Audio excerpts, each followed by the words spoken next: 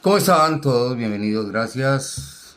Muy amables por su sintonía.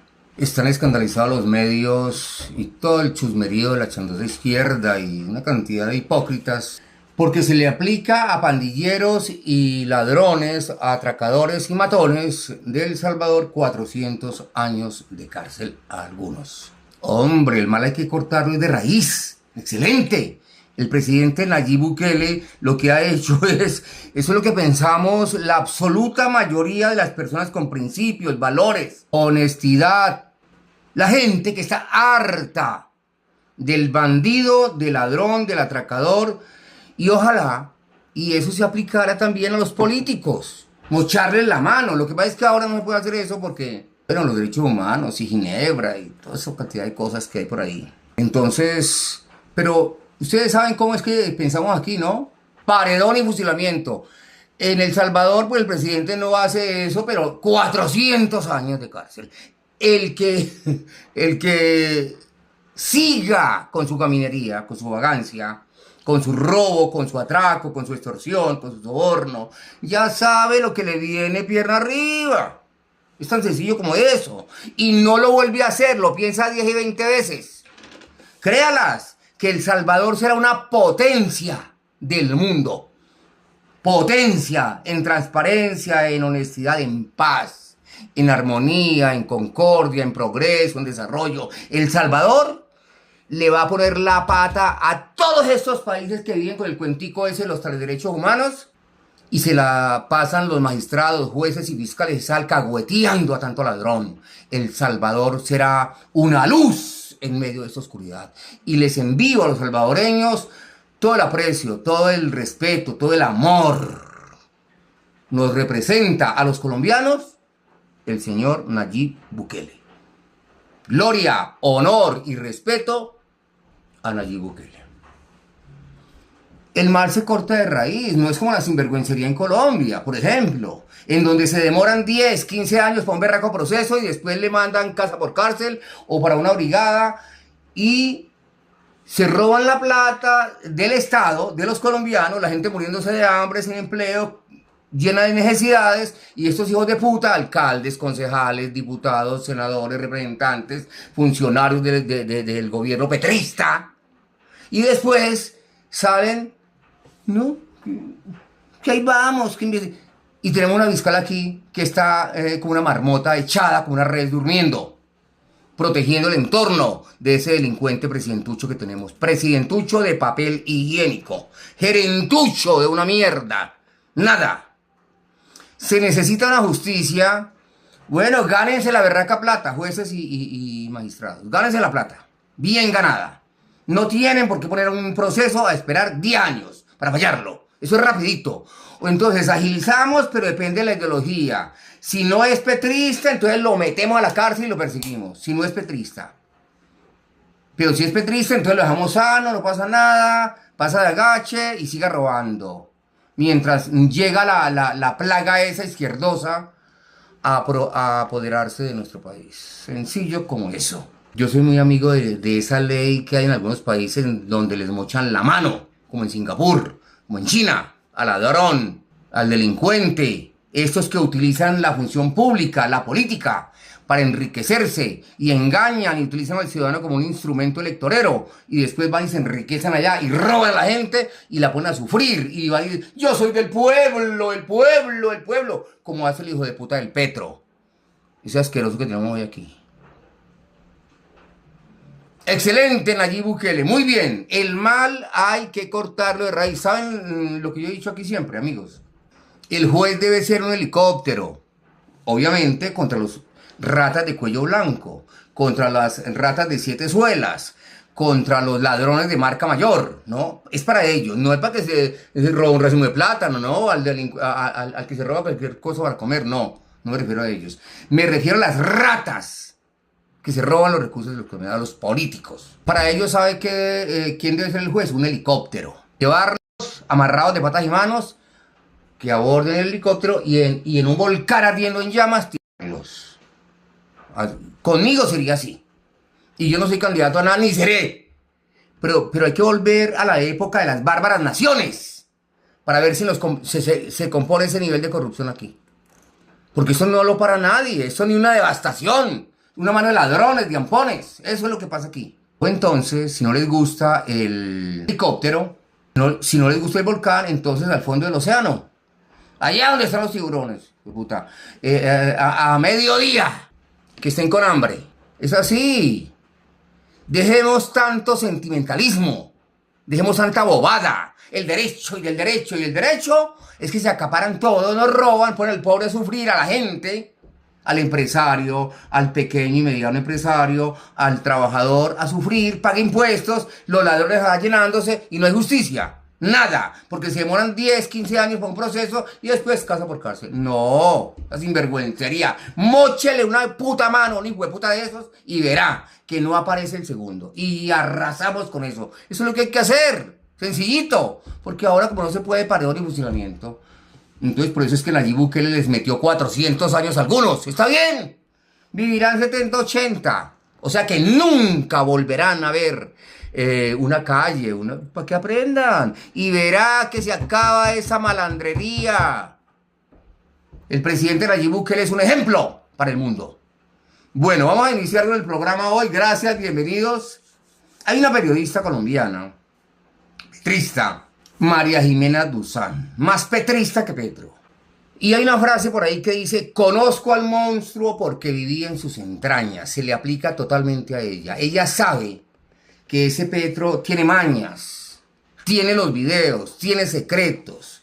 Cuando el tipo se salta por la ventana, deja los escoltas, se va en un taxi, se coloca una capucha y llega a un bar de transexuales y llega, se coloca calzones, se maquilla. Ella tiene todo eso, María Jimena. Por eso le escribió una carta hace como 4 meses a él, diciéndole que dijera, que sacara del buche lo que tiene, que la gente le va a perdonar, que si tiene vicios, que si tiene aberraciones, que le diga al país que la gente le va a perdonar. Ella lo dijo en una carta. Pues resulta que se le vino el mundo encima a la señora. Le taparon la jeta, la burramenta petrista, todos los prepagos, esas bodegas. Ella no dijo nada. Estábamos a puertas de conocer todo lo marrullero y lo tramposo y lo mañoso que es ese sinvergüenza delincuente que tenemos ahí, ese Petro. Pero ella sigue insistiendo, ella ya se arrepintió, ella no lo ha dicho públicamente, pero todas las columnas son contra Petro, todas, sino que no ha sido capaz. Se quedó como un mes calladita, no decía nada, pero después volvió a escribir, pero todas las columnas son contra el Petro. Ya le dicen que es uribista. Ella le falta carácter, mucho valor para decir que renuncia al petrismo, pero ella es absolutamente petrista. Pero sus columnas, todas, son exponiéndole al país, informándole a la gente, a sus oyentes, a sus lectores, que este gobierno es un desastre. Ella misma lo dice. La gente se le viene encima, ella lo reconoce, pero ella es hipócrita. Hipócrita. A ella le faltan tetas, a la Moan de la María Jimena Duzán. Parece la Moan. ¿Sabe por qué les digo la Moan? Porque ella se parece a una bruja que hay allá en el Espinal Tolima, con un tabaco así, con ese pelo así. Es la misma, es como una Moan. María Jimena Duzán le falta mucha berraquera para reconocer. Diga que, aunque ya lo ha dicho, que eso ha sido un fiasco. Esto ha sido un fiasco. Escuchen la columna de esa señora y analizan únicamente lo que ella, pues, quiere decirle a la gente, que esto ha sido un disparate, que esto ha sido un error, que Petro ha hecho el peor gobierno de la historia de nuestro país, Colombia, en 200 años. El peor. Ratas asquerosas, hipócritas, mentirosas, una bandola de delincuentes, pero lo peor, ¿sabe qué es? Que nos duele tanto, amigos, la gentuza esta que lo sigue. Nos duele mucho. Porque no puede ser que te pongan a comer mierda y sigan muy orondos y aplaudiendo al tal Petro. Esa gente es tarada, ciega, tonta, boba. Escuchemos a María Jimena para que se forme una opinión real de lo que sucede realmente en nuestro país. Se van a cumplir 2 años del gobierno de Gustavo Petro y son muchos los frentes que tiene abierto el gobierno del cambio. ¿Quién se iba a imaginar que a los 2 años de gobierno las protestas en las calles de Colombia iban a ser protestas impulsadas por FECODE, un sindicato de maestros que acompañó a Gustavo Petro en su campaña y que además aportó un dinero importante que fue motivo de discusiones y de debates en el Consejo Nacional Electoral. Por cuenta de que les salió mal el piloto que el gobierno quería aprobar sobre el nuevo sistema de salud con los maestros, que fue además aprobado por la propia FECODE, se produjeron las primeras protestas. Muchos profesores de FECODE salieron a marchar en diferentes ciudades del país, alegando el fracaso del modelo de salud y de la situación tan dramática en que estaban muchos de los maestros por un deterioro en el servicio de salud. Todo lo contrario a lo que ellos esperaban iba a suceder cuando aceptaron sentarse con el gobierno y pactar ese piloto que debería ser manejado desde el FOMAC, porque los maestros, como ya lo explicamos en otro podcast, tienen un régimen especial de salud que lo maneja el FOMAC, el Fondo del Magisterio, y que maneja precisamente los dineros destinados a la salud y a las pensiones de los maestros. Dinero que, como ya lo explicamos aquí, está en la Fiduprevisora, que fue la entidad encargada de implementar este fracaso que fue el piloto que inicialmente propuso el gobierno para mostrarnos cuál iba a ser el nuevo sistema de salud. Las protestas de esta semana han sido en Cali, Bucaramanga, Pitalito, Garzón, Medellín y sobre todo Bogotá.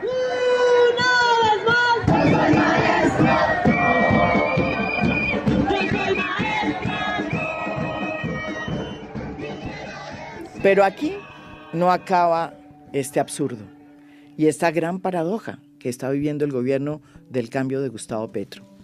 Hoy también los maestros están saliendo a protestar en contra de un proyecto de ley que en este momento está cursando en el Congreso, que es la Ley Estatutaria de la Educación, de la que nosotros también aquí hicimos un podcast.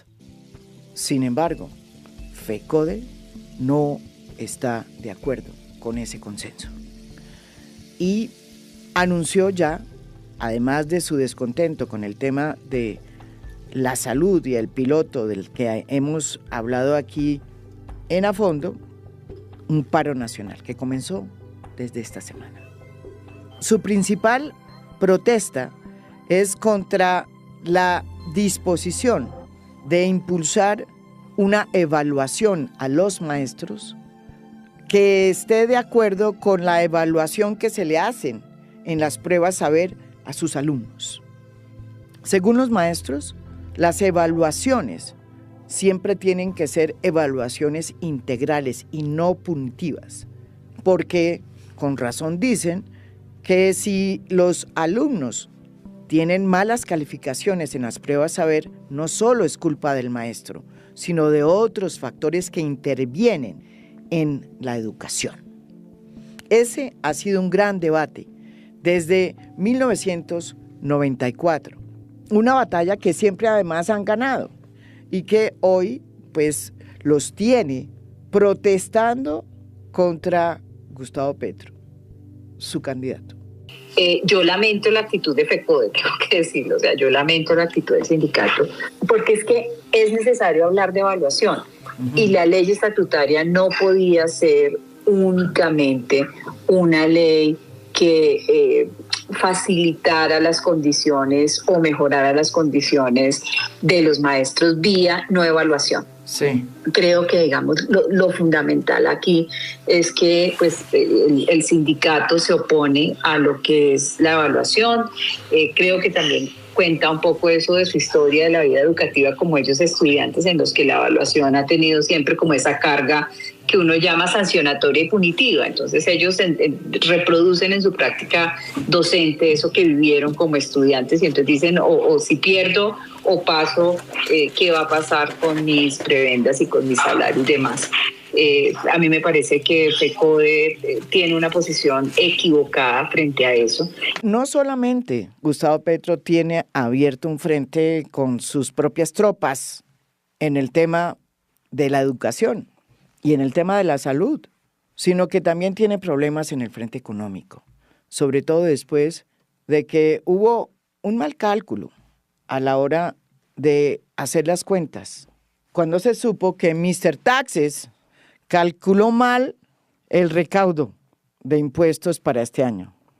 Y por cuenta de que se recibieron menos plata por los impuestos para este año, el gobierno tuvo que anunciar a través del ministro de Hacienda una reducción profunda en el presupuesto general de la nación de cerca de 20 billones de pesos ante el deterioro de la situación fiscal producida por el bajo recaudo tributario. Comenzamos esta emisión de Signo Pesos hablando del recorte de 20 billones de pesos al presupuesto general de la Nación, que se va a aplicar a todas las entidades estatales. Nuestro compañero en Cartagena, Carlos Cataño, habló con el ministro de Hacienda, Ricardo Bonilla, quien nos contó todos los detalles sobre esta medida. Hay una evidencia de que no vamos a tener el recaudo que se esperaba y además la decisión de la Corte de no autorizar la no deducibilidad de regalías nos quita también 7 billones. Entonces en este momento hay que hacerlo en ajuste por el lado del gasto y esa es la razón por la cual en este momento se le está diciendo a las entidades priorice cuáles son los certificados de disponibilidad presupuestal que va a utilizar y mientras tanto no estamos emitiendo certificados de disponibilidad presupuestal. ¿Quién se iba a imaginar que a 2 años del gobierno de Gustavo Petro las finanzas del país estuvieran ante este escenario de un recorte presupuestal de 20 billones de pesos porque Mr. Taxes en la DIAN hizo mal los cálculos? Luis Carlos Reyes, mejor conocido como Mr. Taxes, se convirtió desde que llegó a la DIAN en una figura muy importante en TikTok. En su TikTok, Mr. Taxes responde preguntas aparentemente chistosas y las utiliza para responder de manera educativa sobre la necesidad de tener una cultura de pago de impuestos y por qué es importante para una democracia. Lo que no sabíamos es que Mr. Taxes, mientras hacía estas preguntas y respuestas a manera de jugarreta en TikTok, pues tenía problemas en la gestión fiscal, que no solamente tenían que ver con el decrecimiento de la economía, sino que también tuvo que ver con su mala gestión ante el Congreso, que no le pasó la mayoría de sus reformas, muchas de las cuales tenían que ver con el recaudo tributario, el aumento en el recaudo tributario, como por ejemplo los 10 billones de recaudo anuales por litigios. Lo que sabemos aquí en A Fondo es que si bien es indiscutible el triunfo de Mr. Taxes en TikTok, a nivel de su eficiencia como director de la DIAN, pues sí despertó muchas molestias, sobre todo por parte del ministro de Hacienda, Ricardo Bonilla. El enfrentamiento llegó a ser de tal magnitud que la presencia de Mr. Taxes en la DIAN era ya insostenible. ¿Y qué ocurrió después? Lo inesperado. Mr. Taxes, en lugar de salir de la DIAN con el rabo entre las piernas por cuenta de su ineficiencia, cayó parado y la cabeza que voló fue la del ministro de Comercio Exterior, Germán Umaña. Por cuenta de este desbarajuste en materia de recaudo tributario, el gobierno anunció un recorte. Minhacienda le pidió a cada cartera recortar el 5.6% de su presupuesto, con lo cual se ajustaría el presupuesto en 20 billones, que es la cifra que presentó también Fedesarrollo, y no la de 48 billones que ha salido después, que es una cifra astronómica, porque pedirle a un gobierno que reduzca el presupuesto en 48 billones de pesos ya es realmente un absurdo. Para Luis Fernando Mejía, director de Fedesarrollo, el apretón de 20 billones es suficiente. y nos permite seguir cumpliendo la regla fiscal. La mala noticia es que se va a recortar en aquellos ítems que forman parte del epicentro de las políticas sociales de cambio del presidente Gustavo Petro. Salud, educación y subsidios. Gran paradoja de este gobierno por cuenta de una muy mala gestión en la DIAN y una reacción tardía del propio ministro de Hacienda.